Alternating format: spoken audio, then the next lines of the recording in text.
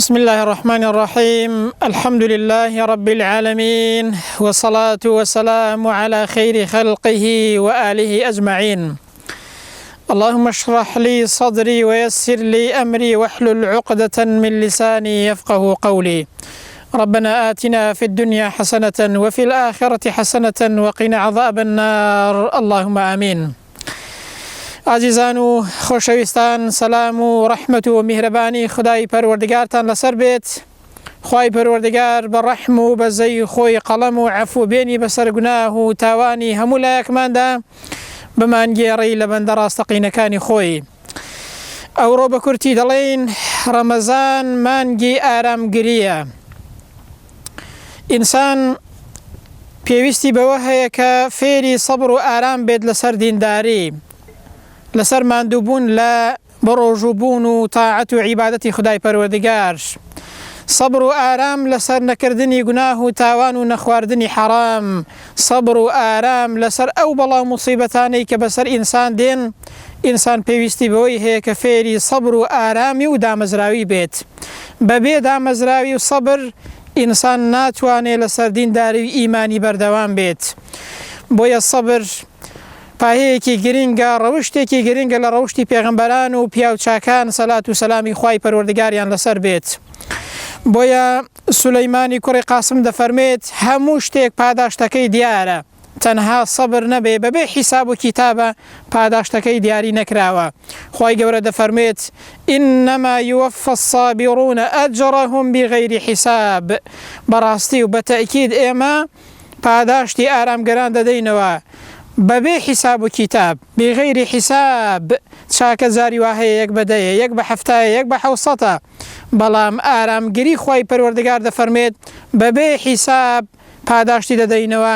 هەر خوای پەروەردگار دەزانێت ئەو پاداشتەیە چەندە. بۆیە سەبر گوتراوە ئەوەیە کە ئینسان زمانی بگرێتەوە لە هەر قسەیەکی ناڕەوا، زمانی بگرێتەوە لە ناشکری، لە ئاهو لاڵەکردن، لە دەربڕینی ناڕەزایی لە بەرامبەر خدای پەروەردگاردا. و هەروەها ئینسان نەفسی بگرێتەوە لە چی؟ لەوەی کە تووشی ناشکری نەبێت، لەوەی کە تووشی شپرزەیی نەبێت، ئەنجا هەموو ئەندامەکانی بگرێتەوە لە گوناه و تاوان. ئەوە بریتیە لە ئارامگری و سەبرگرتن. پیغمبر صلی الله علیه و سلم لفرمایشتێکدا دەفەرمێت وما أعطي أحد عطاء خيرا وأوسع من الصبر. دەفەرمێ هیچ شتێک، هیچ بەخششێک، هیچ چاکەیەک بە هیچ کەسێک نەدراوە باشتر بێت لە ئارامگری. پیغمبر دەفەرمێ صلی الله علیه و سلم باشترین شت کە بە ئینسان دراوە بریتیە لە سەبر و ئارام لە پێناوی خدای پەروەردگاردا. سەبر لەسەر عیبادەت، لەسەر نەکردنی گوناه و تاوان، لەسەر ئەو بەڵاو موسیبەتانەی کە بەسەر ئینسان دێن. ئیمامی عەلی دەفەرمێت سەبر لە دینداریدا وەکو سەر وایە بۆ جەستە، هەر وەکو چۆن جەستەی ئینسان بەبێ سەر ناژێت، ئیمانی ئینسانیش سەلامەت و دامەزراو نابێت بەبێ ئەوەی کە ئینسان ئارامگر بێت و هەروەها سەبری هەبێت. ئەنجا دەفەرمێت ئەلا ئینەه لا ئیمانە لمن لا سەبرە لەه. ئاگادار بن خەڵکینە ئەو کەسەی کە دامەزراو نەبێت، سەبر و ئارامی نەبێت لەسەر دینداری، لەسەر ناخۆشی و ناڕەحەتی و بەڵام موسیبەت، دەفەرمێ ئەو کەسە ئیمانی نییە، ئیمانی ئەو کەسە تەواو نییە کە سەبر و ئارامی نەبێت. ئیبن مەسعود دەفەرمێت ئیمان دوو بەشە، یەکەمیان بریتیە لە سەبر و ئارام، دووهەمینیان بریتیە لە شکر و سوپاسی خدای پەروەردگار. بۆیە پێغەمبەر دەفەرمێ صلی الله علیه و سلم عجبا لأمر المؤمن إن أمره كله له خير. دەفەرمێ سەرم سوڵماوە لە ئیشی مسلمان، هەموو شتێکی هەر خێرە. ئەوەش تەنها بۆ ئینسانی مسلمان هەیە، بۆ هیچ کەسێکی دینکە نییە وریا بە ئەی مسلمان. ئەنجا پێغەمبەر دەفەرمێ صلی الله علیه و سلم وەختێک ئینسان تووشی خۆشیەک دەبێت، شکر و سوپاسی خدای پەروەردگاری لەسەر دەکات، ئەوەش بۆ ئینسان بەخێر دەگەڕێت. وەختێک کە تووشی ناخۆشی و ناڕەحەتی دەبێت، ئەو کەسە سەبر و ئارام دەگرێت، ئەوەش بۆ ئینسان خەیر و چاکەیە. دین بریتیە لەو دوو بەشە، یەکەمیان شکر و سوپاسی خدای پەروەردگار لە بەرامبەر ناز و نیعمەتەکاندا، دووهەمینیان سەبر و ئارامگری لەسەر ناخۆشی و ناڕەحەتیەکان. ئەوە دینداری تەواو و ئیمانی تەواوە. حەسەنی بەسڕی دەفەرمێت بەڕاستی سەبر گەنجینەیە کە خوای پەروەردگار نایدا بە هەموو کەسێک، تەنها دەیدا بەو کەسانەی کە زۆر لە لای بەڕێز و خۆشەویستن. سەبر گەنجینەیەکە لە گەنجینەکان. سیفەتی پێغەمبەرانە سەڵات و سەلامی خوای پەروەردگاریان لەسەر بێت، سیفەتی پیاوچاکانە، سیفەتی هەر کەسێکە کە خۆی بە شوێن کەوتەی پێغەمبەران بزانیت سەڵات و سەلامی خوای گەورەیان لەسەر بێت. بۆیە دەفەرمێت سەبر خوای گەورە دەیدا بەو کەسانەی کە لە لای زۆر بەڕێزن و هەروەها زۆر خۆشی دەوێن. ئەنجا جۆرەکانی ئارامگری لە پێناوی خوای پەروەردگاردا زانایان سەبریان کردووە بە سێ بەش. یەکەمیان سەبر و ئارام لەسەر عیبادەت و دامەزراوی لەسەر ماندووبوون لەسەر عیبادەت. دووهەمیان سەبر و ئارامگری لەسەر نەکردنی گوناه و تاوان. سێهەمینیان سەبر و ئارامە لەسەر ئەو بەڵاو موسیبەتانەی کە بەسەر ئینسان دێن.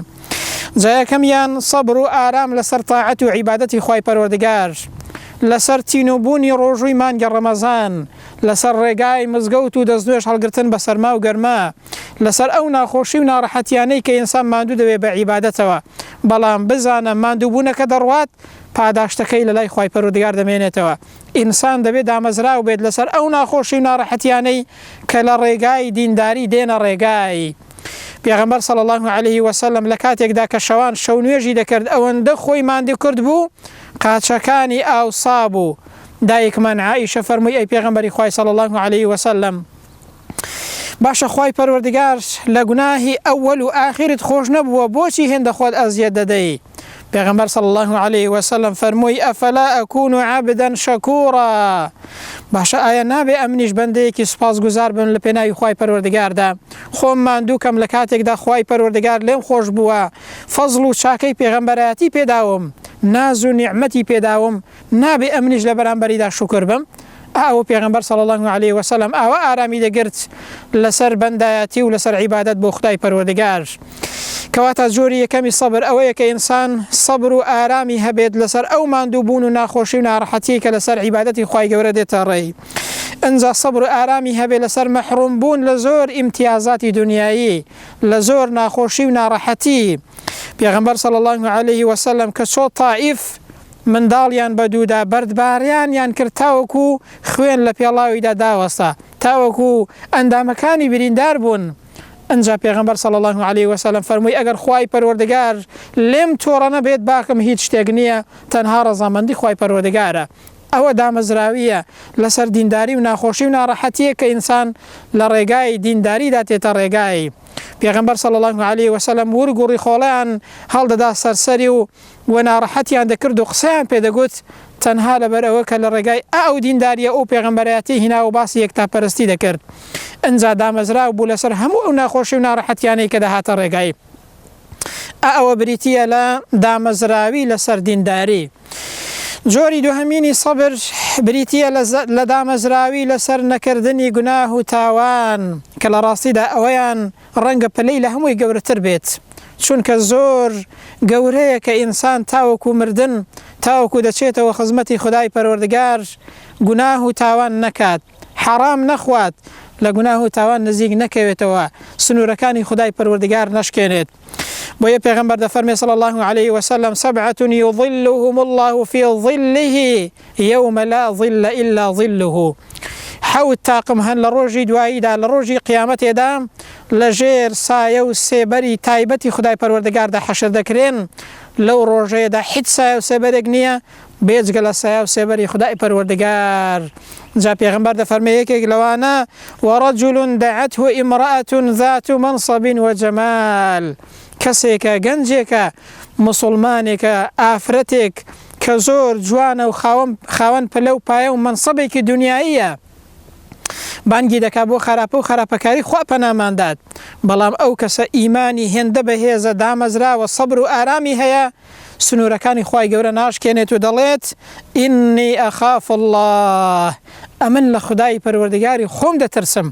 ئەو کەسە لە ڕۆژی قیامەتێدا کە ئاوا ئارامگرە لەسەر نەکردنی گوناه و تاوان لە ژێر سایە و سێبەری تایبەتی خودای پەروەردگاردا حەشر دەکرێت.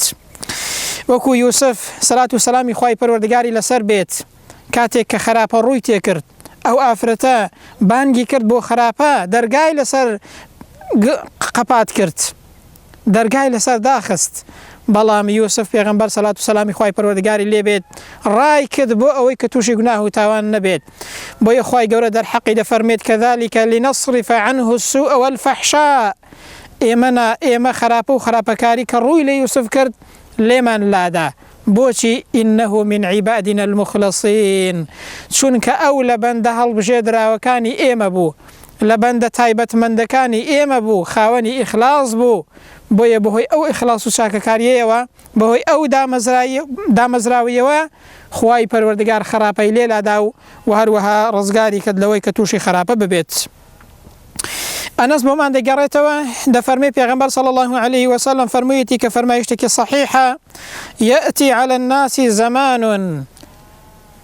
کاتێک دێت زمانێک دێ بەسەر خەڵکدا ڕۆژگارێک دێتە پێشەوە وەکو ئەوڕۆ پێغەمبەر دەفەرمێ صلی الله عليه وسلم ئەو کەسەی کە ئارام دەگرێت لەسەر دینداری ئەو کەسەی کە دەست بە دینی خودای پەروەردگارەوە دەگرێت وەکو ئەوە وایە کە دەستی بە پشکۆوە گرتوێت ئەوەندە ناخۆش و ناڕەحەتە چۆن ئینسان سەبر و ئارامی دەوێت کە دەست بە پشکۆوە بگرێت ئاواش خۆڕاگری لە مەیداندا وەکو ئەوە وایە کە دەست بە پشکۆوە بگری لە ڕاستیدا ئەوڕۆ ئەوە هاتۆتە دی ئەوڕۆ هۆکارەکانی خراپە گەلێک زۆرن ئەوڕۆ هۆکارەکانی گومڕاکردن گەلێک زۆرن ئەوڕۆ کریاری خراپە و خراپەکاری گەلێک زۆرن وەریا نەبی ئەی موسڵمان لە مەیدانی دینداریدا خۆڕاگر و دامەزراو نابی کەواتە وریابە لەسەر ئەوەی کە گوناه و تاوان نەکەی و تووشی گوناه و تاوان نەبی. مەیمونی کوڕی میهران دەفەرمێت ئارامگری لەسەر بەڵام موسیبەت شتێکی زۆر جوان و چاکە بەڵام دەزانی گەورەتر لەوە ئەوەیە کە ئینسان ئارام بگرێت لەسەر قەدەغە کراوەکانی خودای پەروەردگار و سونورەکانی خوای گەورە نەشکێنێت بەڵێ ئارامگری لەسەر ئەوە کە ئینسان بەڵام موسیبەتێکی بەسەر دێ زۆر گەورەیە بەڵام لەوەش گەورەتر ئەوەیە لەسەر نەکردنی گوناه و تاوان و نشکاندنی قەدەغە کراوەکان و سونورەکانی خوای پەروەردگار دامەزراوە بێ ئەوە لەوەش گەورەترە دەفەرمێت بەڕاستی زۆر گەورەیە کە ئینسان دامەزراو بێت لەسەر نشکاندنی سونورەکانی خودای پەروەردگار.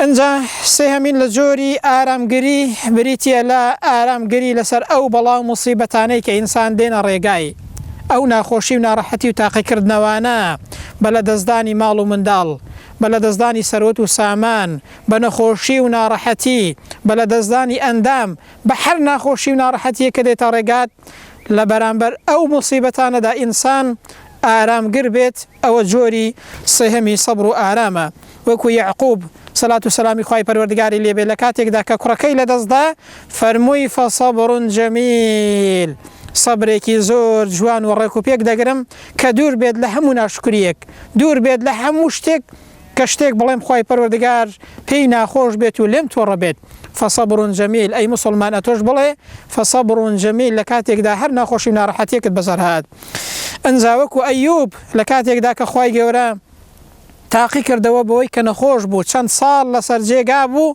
خوای گەورە دەرحەقی دەفەرمێت ئینا وەجەدناه صابرا ئێمە ئەومان بینی کە زۆر ئارامگر بوو لە مەیدانی واقعدا نعم العبد إنه ئەواب چاکترین بەندە بوو لە لای خودای پەروەردگار خوا دەفەرمێت إنه ئەواب ئەو هەمیشە دەگەڕایەوە بۆ لای خوای پەروەردگار و تەوبەی دەکرد لەگەڵ ئەوەشدا کە خوای پەروەردگار تاقی کردبووە بەڵام ئارامگر بوو. شڕایح پێمان دەفەرمێت لە کاتێکدا کە بەڵام موسیبەتێکم بەسەر دێت لە چوار ڕووەوە سوپاس و ستایشی خوای پەروەردگار دەکەم. یەکەمیان لە ڕووی ئەوەوە کە خوای پەروەردگار فەزڵ و پاداشت و چاکەی پێداوم لەسەر ئارامگری دووهەمینیان لەسەر ئەوەی کە ئەو بەڵام موسیبەتە گەورەترم بەسەر نهاتووە چونکە گەورەتریش هەیە سێمینیان لەسەر ئەوەی کە خوای پەروەردگار سەبری پێداوم کە ئارام بگرم لەسەر ئەو ناخۆشی و بەڵام موسیبەتە چوارەمینیان سوپاسی خوای گەورە دەکەم کە ئەو تاقیکردنەوەیە ئەو بەڵام موسیبەتە لە دینداریمدا نەبوو لەسەر ئەوانە سوپاس و ستایشی خوای پەروەردگار دەکەم و ئارامگرم.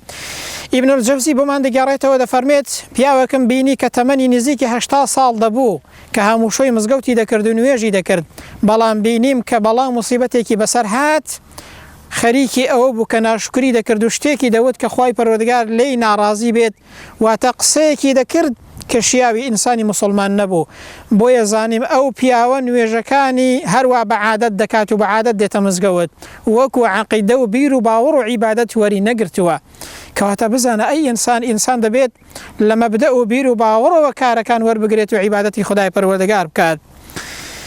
ئەنجا ئەو سەبر و ئارامگریە سوودی زۆرن بۆ ئینسان لە دنیا و لە قیامەت. چەند سوودێکی ئارامگری باسکەین بە کورتی. یەکەمیان خوای پەروەردگار لەگەڵ ئینسانی ئارامگردایە. جا هەر کەسێک خوای گەورە لەگەڵی دابێت بەڕاستی هەموو دنیا دوژمنی بێ هیچ زیانی لێ نادات. خوای گەورە دەفەرمێت وەصبیڕوا ئین الله مع الصابرین کاکە ئارامگر بن لە مەیداندا برام چونکە خوای پەروەردگار لەگەڵ ئارامگراندایە. جا ئەی موسڵمان کە خوا لەگەڵت دابێت لە ڕاستیدا باکت هیچ شتێک نەبێ ئەگەر هەموو دنیاش دوژمنت بێت. دووهەمیان لە سوودەکانی دامەزراوی و سەبر و ئارامگری بریتیە لەوە کە ئینسان خوای پەروەردگار پاداشتی چەند قات دەکاتەوە. إنما يوفى الصابرون أجرهم بغير حساب بەڵکو بەبێ حیساب و کتاب هەر خوای گەورە دەزانێت پاداشتی ئینسان چەندە. خوای گەورە پاداشتی ئەو کەسە دەداتەوە زیاتر لە 1 بە 700 خوای پەروەردگار بۆ خۆی دەزانێت پاداشتی ئینسانی ئارامگر چەندە زۆرە. ئەنجا سەبر و ئارامگری لە ڕاستیدا هەم توێشووە بۆ ئینسان هەم ئینسان پشتی پێدەبەستێت و سوودی لێوەردەگرێت. وەستەعینوا بالصەبر والصەلاة خوای پەروەردگار دەفەرمێت لە ئارامگری و لە نوێژ یارمەتی وەربگرن داوای کۆمەکی بکەن پشتی پێ ببەستن چونکە بەڕاستی نوێژ لایانی ڕوحی ئینسان بەهێز دەکات سەبر و ئارامیش لایانی ئیرادە و عەزمی ئینسان و ئیمانی ئینسان بەهێز دەکات.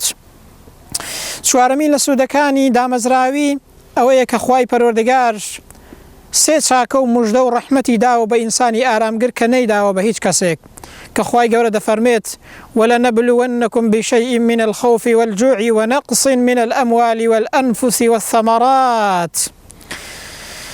سوێن بە خوای پەروەردگار ئێمە تاقیتان دەکەینەوە بەچی؟ بە لەدەستدانی نەفستان، بە لەدەستدانی خۆشەویستان، بە لەدەستدانی سەرۆت و سامانتان، بە لەدەستدانی مڵک و ماڵتان، بە هەموو ئەو شتانەی کە دێنە ڕێگای ئینسان خوای گەورە دەفەرمێت تاقیتان دەکەینەوە.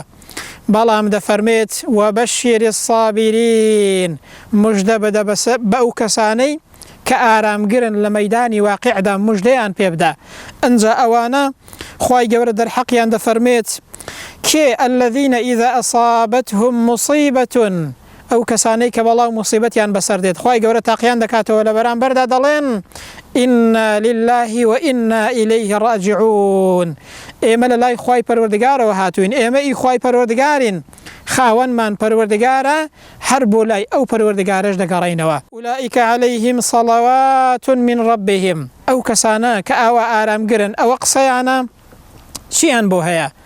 أولئك عليهم صلوات من ربهم ئەوانە سەڵاواتی خوای گەورەیان بۆ هەیە واتە لێخۆشبوونی خوای پەروەردگار و خوای گەورە مەدح و ستایشیان دەکات لە لای خۆی لە لای کۆمەڵی فریشتەکان. ئەوە یەکەم لە فەزڵ و لە چاکەیەکە کە خوای گەورە داوێتی بە ئارامگر نەیداوە بە هەموو کەسێک وەڕەحمە وەڕەحمەتی خوای پەروەردگار بۆ کەسانی ئارامگر هەیە وأولئك هم المهتدون بەڕاستی ئەوانە ڕێنمونی کراون و ڕێنمونی دەکرێن. ئەوە سێم چاکەیە کە خوای پەروەردگار داوێتی بە ئینسانی ئارامگر کە نەیداوە بە هەموو کەسێک. ئەنجا پێنجەم لە پاداشت و لە سوودەکانی ئارامگری ئەوەیە کە ئینسان لە مەیداندا خوای پەروەردگار سەری دەخات کە ئارامگر بێت لە بەرامبەر دوژمندا. بەلا ئین تەصبیروا وتتقوا مەڵی خوای گەورە دەفەرمێت ئەگەر ئێوە ئارامگر بن تەقوادار بن خوای پەروەردگاریش نەسڕ و سەرکەوتنی خۆیتان بۆ دەنێرێت و سەرتان دەخات بەسەر دوژمنەوە. ئەنجا شەشەم لە سوودەکانی ئارامگری ئەوەیە کە بەهەشتی خودای پەروەردگارە. ئەی موسڵمان بەهەشتی خوای گەورەت ناوێت دەی وەرە لەو مانگەیەدا فێری ئارامگری بە لە پێناوی خوای پەروەردگاردا ماندوو بە لە پێناوی خوای گەورەدا ئارامگر بە و دامەزراو بە لەسەر نەکردنی گوناه و تاوان و نەشکاندنی سنوورەکانی خوای پەروەردگار ئارامگر بە سنوورەکانی نەشکێنی لە بەرامبەردا خوای گەورە لە دنیادا ئەو هەموو چاکت پێدەدا لە قیامەتیشدا دەتباتە بەهەشتی پڕ ناز و نیعمەتی خۆی خوای گەورە بمانگەڕی لەو کەسانە. بۆیە خوای گەورە دەفەرمێ ئینی جەزەیتهم اليوم بما صبروا بە کەسانی ئیماندار دەگوترێت لە ڕۆژی قیامەتێدا ئەوڕۆ پاداشتان دەدرێتەوە بخوای گەورە پێیان دەفەرمێت ئەوڕۆ پاداشتان دەدەمەوە بیما سەبەڕوو بەهۆی ئەوەی کە ئێوە ئارامگر بوون لە دنیادا سەبر و ئارامتان هەبوو ئەنەهم هم الفائزون پاداشتەکە بەهەشتە بەڕاستی هەر ئەو کەسانەش سەرکەوتونە و براونە و سەرفرازن لە مەیدانی واقعدا. پێغەمبەر صلی الله عليه وسلم لە فەرمایشتێکدا کە بوخاری و مسلم ڕێوایەتیان کردووە فەرمووی ئایا کەسێکتان پێنیشاندەم کە ئەهلی بەهەشتە؟ پێغەمبەر فەرمووی صلی الله عليه وسلم باسی ئافرەتێکی کرد فەرمووی ئەو ئافرەتەیە ئەهلی بەهەشتە. فەرمووی هاتە لام پرسیاری کرد لە پێغەمبەر صلی الله عليه وسلم گوتی ئەی پێغەمبەری خوای نەخۆشیەکەم هەیە تووشی بورانەوە و ناڕەحەتی دەبم لەو کاتەیەشدا جەستەم دەست دەردەکەوێت بەدەست خۆم نییە دوعام بۆ بکە بۆ ئەوەی خودای پەروەردگار شیفام دات. پێغەمبەر صلی الله عليه وسلم فەرمووی یان ئەوەتانەیە ئارام بگرە لەسەر ئەو نەخۆشیەت لە بەرامبەردا بەهەشتت بۆ هەیە کەواتە پاداشتی ئارامگری بەهەشتە موسڵمان وریابە. فەرمووی ئارام بگرە یان ئەوەتانەیە دوعات بۆ دەکەم کە چاک ببیەوە. بۆیە ئافرەتەکە فەرمووی ئارام دەگەرم ئەی پێغەمبەری خوای صلی الله عليه وسلم تەنها ئەوە دوعام بۆ بکە بۆ ئەوەی کە لە دەرکەوتنی جەستەم کاتێک کە دەبورێمەوە پارێزراو بم جەستەم دەرنەکەوێت. پێغەمبەر صلی الله عليه وسلم دوعای بۆ کرد ئەو ئارامگریەی بۆ مای ئەوەی کە بەهەشتی خودای پەروەردگاری ببێتە قسمەت. ئەنجا لە فەرمایشتێکی دیکەدا پێغەمبەر دەفەرمێت کە ئیمامی بوخاری ڕیوایەتی کردووە ئەگەر خوای گەورە بەندەی خۆی تاقیب کاتەوە بە دوو چاوەکانی بە دوو خۆشەویستەکەی کە لێی بستێنێتەوە لەو دنیادا ئەو کەسە ئارامگر بێ لە پێناویدا پێغەمبەر دەفەرمێت صلی الله عليه وسلم پاداشتی ئەو کەسەیە بریتیە لە بەهەشتی خودای پەروەردگار. ئەنجا حوتەم لە سوودەکانی ئارامگری بریتیە لەوەی کە مەلائیکەت لە ناو بەهەشدا دێن سەلامت لێ دەکەن. چەند خۆشە ئینسان لە بەهەشدا ملائكة فريشتكاني خواي پروردگار سلامي لبكن والملائكة يدخلون عليهم من كل باب لحمو درقاكاني بهشتوا دين صلاة لإنسان دكن سلام عليكم بهوي چیە وسلام دەکەن لە ئینسان لە مسلمان لەناو بەهەشدا بما صبرتم بەوەی کە ئێوە ئارامگر بوون لە دنیادا دامەزراو بوون لەسەر دینداریتان فریشتەکان سەلامیان لێ دەکەن لەناو بەهەشدا فەنیعمە عوقبە الدار بەڕاستی چاکترین سەر ئەنجام ئەوڕۆ ئەو بەهەشتەیە کە خودای پەروەردگار داویەتی بە ئینسان و بە بەندەی خۆی. ئەنجا ئەو کەسەی کە ئارامگرە لە پێناوی خوای پەروەردگاردا بەڕاستی لە دنیادا تووشی ناڕەحەتی دەبێت بەڵام وەکو گوتراوە ئارامگری زۆر ناخۆشە سەبر تاڵە بەڵام بەرەکەی شیرنە نەتیجەکەی بەهشتی پڕناز و نیعمەتی خدای پەروەردگارە وەکو خوای گەورە دەفەرمێت والذین صبروا ابتغاء وجه ربهم هەتا وەکو کۆتایی ئەو کەسانەی کە ئارام دەگرن لە پێناوی خوای پەروەردگاردا نوێژ دەکەن و عیبادەتەکان جێبەجێ دەکەن و دەبەخشن ئەو کەسانە بەهشتی خدای پەروەردگاریان بۆ هەیە. خوای گەورە بە بەهشت پاداشتیان دەداتەوە جەنات عەدن يدخلونها خوای گەورە دەیان باتە ناو بەهشت خۆیان و ماڵ و منداڵیان داخلی ئەو بەهشتە پڕناز و نیعمەتە دەکات بەهۆی ئەوەی کە لە دنیادا ئارامگر بوون. خوای پەروەردگار بە ڕەحم و بەزەی خۆی بمانگێڕی لەو کەسانێک کە ئارامگر و دامەزراون لەسەر دینداری لەسەر نەشکاندنی سونەتەکانی خوای پەروەردگار لەسەر بەڵا و موسیبەتێک کە بەسەریان دێت خوای پەروەردگار پاداشتی ئێمەش بداتەوە بە بەهشتی پڕناز و نیعمەتی خۆی و عاقبەت خێر و سەرفرازی دنیا و قیامەتمان بکات. آمين. وصلى الله على سيدنا محمد وعلى آله وصحبه أجمعين والسلام عليكم ورحمة الله وبركاته.